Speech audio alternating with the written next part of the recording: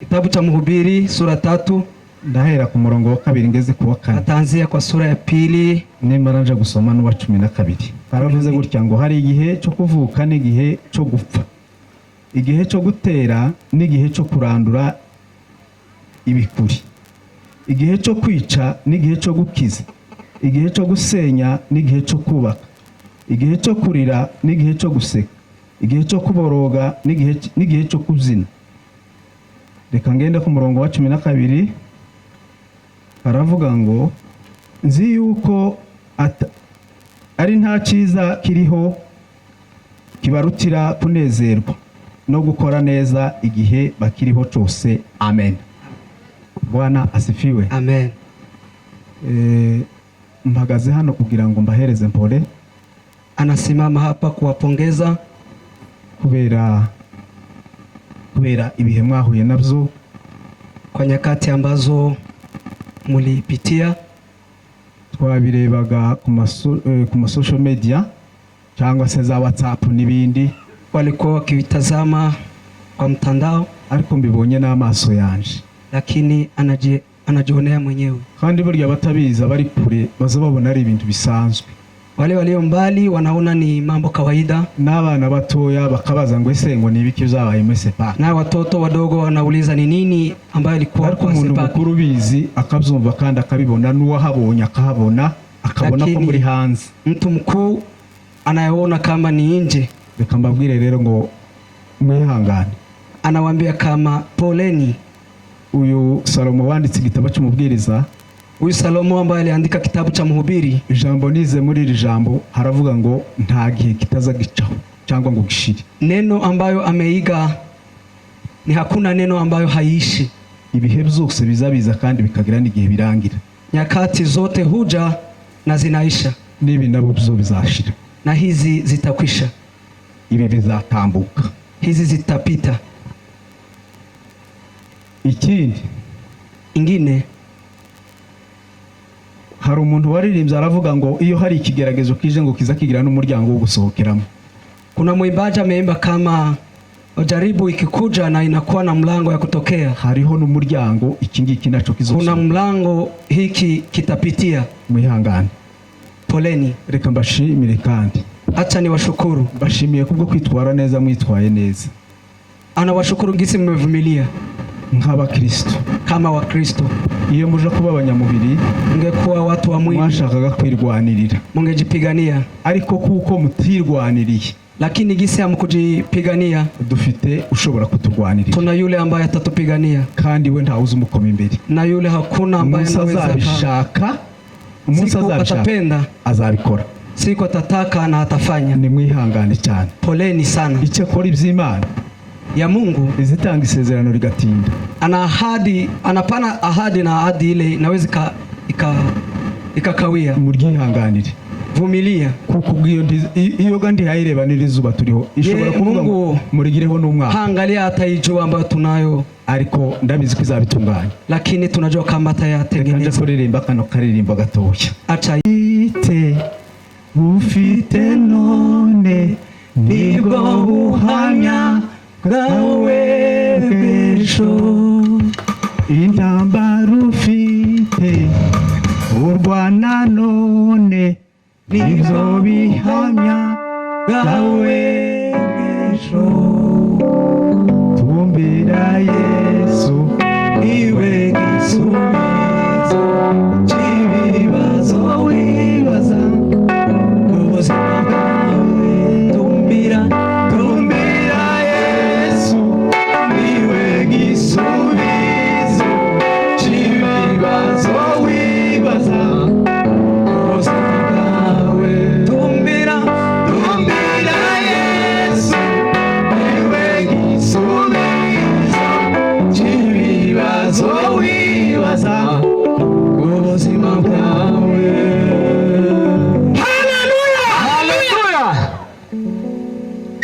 Ndagiza akimaliza, nari mfite urugenzi rushobora kugarukira byenda mu Rwanda.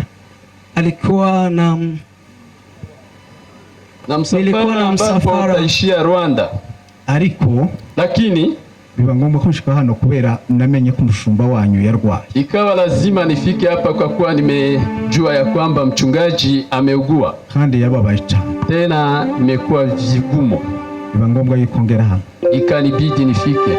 Uyu munsi ndabona tutanateranye nabo. Na kwa leo naona tukusanyika pamoja na yeye. Yagiye kwa muganga. Ameenda ku matibabu. Kubw'ibyo rero. Kwa hayo ibyo byose Imana irabizi. Kwa hayo yote Mungu anayajua. Imana izabagirira neza. Mungu atawajibu. Kandi Imana izambukiza. Tena Mungu atamponya. Mbabwire ngo ikigaragazo cyose gifite n'inzira yo gusohoka. Jaribu ina mlango ya kutokea. Imana ibafashe. Mungu awabariki. Kandi Imana ibagirire neza. Mungu aishize. Murakoze.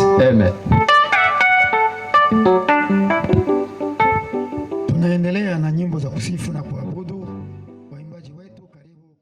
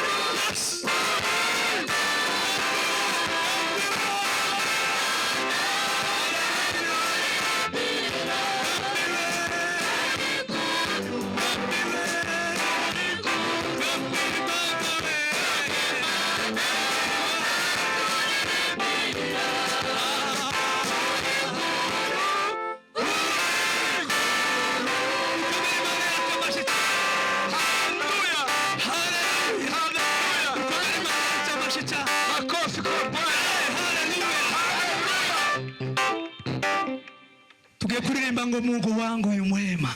Haleluya. Tena mwaminifu. Haleluya. Haleluya. Na dushiriremo. Mungu wangu yu mwema kabisa. Mana yawe ya. Haleluya. Yachari yo kwizerwa.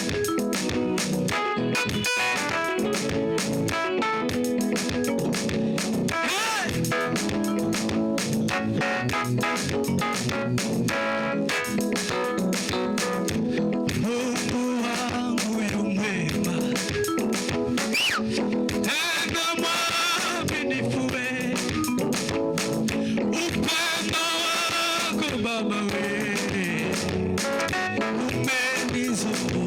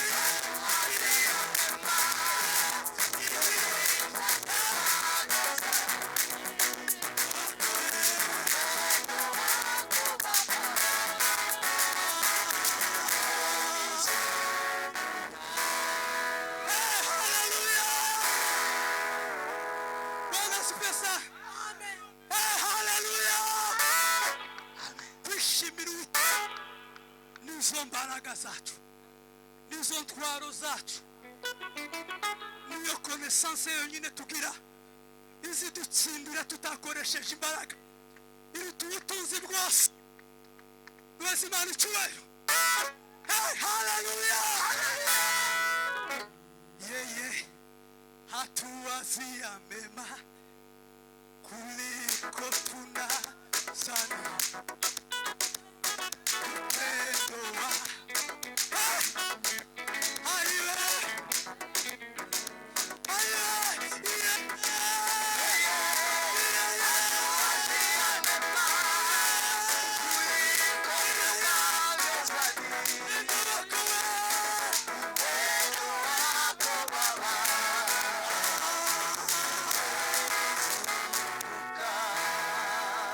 Upendo turagushimiye kubw'uyu mwana, turaguhimbaje kubw'ibitangaza byawe.